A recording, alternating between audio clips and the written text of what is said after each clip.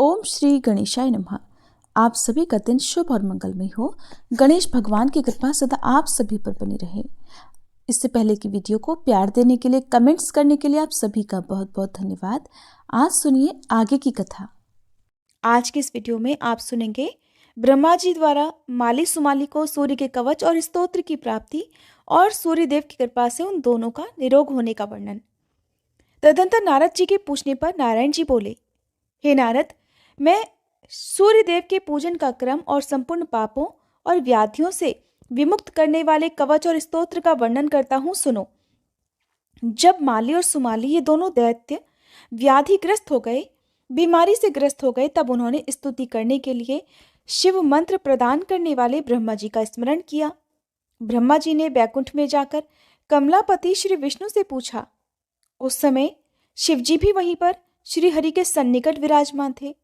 ब्रह्मा जी बोले, हे हरे, माली और सुमाली दोनों दैत्य व्याधिग्रस्त हो गए हैं, इसलिए उनके रोग के विनाश का कौन सा उपाय है ये बतलाइए। श्री विष्णु ने कहा, हे ब्राह्मण, वे दोनों पुष्कर में जाकर वर्ष भर तक मेरे अंशभूत व्याधि हंता सूर्य देव की सेवा करें, इससे वे रोग मुक्त हो जाएंगे। शंकर जी ने कहा, जगदीश्वर, उन दोनों को रोगनाशक महात्मा सूर्य का स्तोत्र, कवच और मंत्र जो कल्पतरु के समान है प्रदान कीजिए। हे ब्राह्मण, स्वयं श्री हरि तो सर्वस्व प्रदान करने वाले हैं और सूर्य रोगनाशक हैं, जिसका जो जो विषय है अपने विषय में ये दोनों संपत्ति प्रदायक हैं। इस प्रकार विष्णु और शिव जी की अनुमति पाकर ब्रह्मा जी उन दैत्यों के घर गए। तब दैत्यों ने उन्हें प्रणाम करके कुशल समाचार पूछा और बैठने के लिए आसन दिया। उन दैत्यों का शरीर गल गया था, उसमें से दुर्गंध आ रही थी। आहार रहित होने के कारण वे चलने फिरने में भी असमर्थ हो गए थे। तब स्वयं दयालु ब्रह्मा जी ने उन दोनों से कहा। ब्रह्मा जी बोले, हे वत्सो, तुम दोनों कवच, स्तोत्र और पूजा की विधि का क्रम ग्रहण करके पुष्कर में जाओ और वहां विनम्र भाव से सूर्य देव का भजन करो। उन दोनों ने कहा, हे ब्राह्मण, किस विधि से और किस मंत्र से हम सूर्य देव का भजन करें? उनका स्तोत्र कौन सा है और कवच क्या है? वह सब हमें प्रदान कीजिए। तब ब्रह्मा जी ने कहा, वत्स, वहां त्रिकाल स्नान करके इस मंत्र से भक्ति पूर्वक भास्कर की भली भांति सेवा करने पर तुम लोग निरोग हो जाओगे। वह मंत्र इस प्रकार है, ओम ह्रीं नमो भगवते सूर्याय परमात्मने स्वाहा। इस मंत्र से सावधानतया सूर्य देव का पूजन करके उन्हें भक्ति पूर्वक 16 उपहार प्रदान करना चाहिए। यों ही पूरे वर्ष भर तक करना होगा। इससे तुम लोग निश्चय ही रोग मुक्त हो जाओगे। पूर्व काल में अहिल्या का हरण करने के कारण गौतम के श्राप से जब देवराज इंद्र के शरीर में सहस्त्र भग हो गए थे, उस संकट काल में बृहस्पति जी ने प्रेम पूर्वक पाप युक्त इंद्र को जो कवच दिया था, वही अपूर्व सूर्य कवच मैं तुम लोगों को प्रदान करता हूं। बृहस्पति जी ने कहा, इंद्र सुनो, मैं उस परम अद्भुत कवच का वर्णन करता हूं, जिसे धारण करके मुनिगण पवित्र होकर भारतवर्ष में जीवन मुक्त हो गए। इस कवच के धारण करने वाले के सन्निकट व्याधि भय के मारे उसी प्रकार नहीं जाती है जैसे गरुड़ को देखकर सांप दूर भाग जाते हैं। इसे अपने शिष्य को, जो गुरु भक्त और शुद्ध हो, बतलाना चाहिए, परंतु जो दूसरे के दुष्ट स्वभाव वाले शिष्य को देता है, वह मृत्यु को प्राप्त हो जाता है। इस जगत विलक्षण कवच के प्रजापति ऋषि हैं, गायत्री छंद है और स्वयं सूर्य देवता हैं। व्याधिनाश और सौंदर्य के लिए इसका विनियोग किया जाता है। ये सार स्वरूप कवच तत्काल ही पवित्र करने वाला और संपूर्ण पापों का विनाशक है। ह्रीं ओं क्लीं श्रीं श्री सूर्याय स्वाहा मेरे मस्तक की रक्षा करे। उपर्युक्त अष्टादशाक्षर मंत्र सदा मेरे कपाल को बचाए। ओम ह्रीं ह्रीं श्रीं श्री सूर्याय स्वाहा मेरी नासिका को सुरक्षित रखे। सूर्य मेरे नेत्रों की, विकर्तन पुतलियों की, भास्कर होठों की और दिनकर दांतों की रक्षा करें। प्रचंड मेरे गंड स्थल का, मार्तंड कानों का, मिहिर स्कंधों का और पूषा जंघाओं का सदा पालन करें।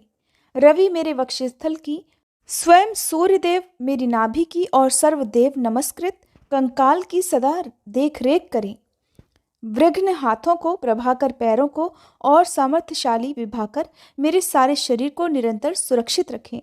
वत्स, यह जगत विलक्षण नामक कवच अत्यंत मनोहर और त्रिलोकी में परम दुर्लभ है। इसे मैंने तुम्हें बतला दिया। पूर्व काल में पुलत्स्य ने पुष्कर क्षेत्र में प्रसन्न होकर इसे मनु को दिया था, वही मैं तुम्हें दे रहा हूं। इसे तुम जिस किसी को मत दे देना। इस कवच की कृपा से तुम्हारा रोग नष्ट हो जाएगा और तुम निरोग और श्री संपन्न हो जाओगे, इसमें संशय नहीं है। 1,00,000 वर्ष तक हविष्य भोजन से मनुष्य को जो फल मिलता है, वह फल निश्चय ही इस कवच के धारण से प्राप्त हो जाता है। इस कवच को जाने बिना जो मूर्ख सूर्य की भक्ति करता है, उसे 10 लाख जप करने पर भी मंत्र सिद्धि नहीं प्राप्त होती। ब्रह्मा जी ने कहा, वत्स, इस कवच को धारण करके सूर्य देव की स्तुति करने पर तुम लोग रोग मुक्त हो जाओगे, ये निश्चित है। वत्स, मैंने इस स्तवराज का वर्णन कर दिया। यह गोपनीय से भी परम गोपनीय है। जो नित्य तीनों काल इसका पाठ करता है, वह समस्त व्याधियों से मुक्त हो जाता है।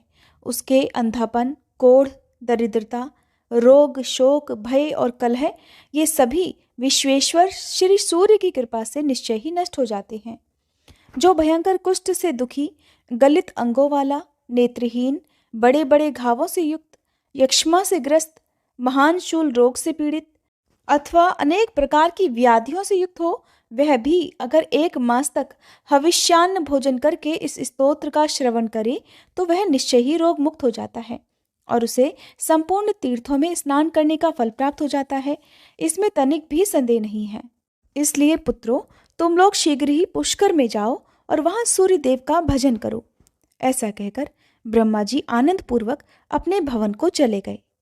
इधर वे दोनों दैत्य सूर्यदेव की सेवा करके निरोग हो गए। वत्स नारद, इस प्रकार मैंने तुम्हारे पूछे हुए विघ्नेश्वर के विघ्न का कारण और सर्व विघ्नहर सूर्य कवच और सूर्य स्तव आदि सुना दिए। नारद, एक बार देवराज इंद्र निर्जन वन में एक पुष्पोद्यान में गए थे। वहां रंभा अप्सरा से उनका समागम हुआ। फिर वे दोनों जल विहार करने लगे। इसी बीच मुनिश्रेष्ठ दुर्वासा वैकुंठ से कैलाश जाते हुए शिष्य मंडली सहित वहां आ पहुंचे। देवराज इंद्र ने उन्हें प्रणाम किया। मुनि ने आशीर्वाद दिया। फिर भगवान नारायण का दिया हुआ पारिजात पुष्प इंद्र को देकर मुनि ने कहा कि देवराज, भगवान नारायण के निवेदित यह पुष्प सब विघ्नों का नाश करने वाला है। यह जिसके मस्तक पर रहेगा, वह सर्वत्र विजय प्राप्त करेगा और देवताओं में अग्रगण्य होकर अग्र पूजा का अधिकारी होगा। महालक्ष्मी छाया की तरह सदा उनके साथ रहेगी। वह ज्ञान, तेज, बुद्धि, बल सभी बातों में सब देवताओं से श्रेष्ठ और भगवान श्रीहरि के समान पराक्रमी होगा। परंतु जो पामर अहंकारवश भगवान श्रीहरि के निवेदित इस पुष्प को मस्तक पर धारण नहीं करेगा, वह अपनी जाति वालों के सहित श्री भ्रष्ट हो जाएगा। ऐसा कहकर दुर्वासा जी शंकरालय को चले गए। इंद्र ने उस पुष्प को अपने सिर पर ना धारण करके ऐरावत हाथी के मस्तक पर रख दिया। इससे इंद्र श्री भ्रष्ट हो गए। इंद्र को श्री भ्रष्ट देखकर रंभा भी उन्हें छोड़कर स्वर्ग चली गई।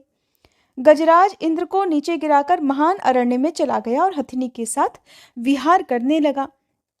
उस वन में उसके बहुत से बच्चे हुए। उसी समय श्री हरि ने उस हाथी का ही मस्तक काटकर बालक गणेश के सिर पर लगा दिया। वत्स, गजमुख के लगाने का प्रसंग तो तुम्हें सुना दिया। इसके श्रवण से सभी पाप नष्ट हो जाते हैं। अब और क्या सुनना चाहते हो सो कहो। नारद जी ने पूछा, प्रभो, किस ब्रह्म श्राप के कारण वे सभी देवता श्री भ्रष्ट हो गए थे? पुनः किस प्रकार उन्होंने उन जगतजननी कमला को प्राप्त किया? उस समय महेंद्र ने क्या किया?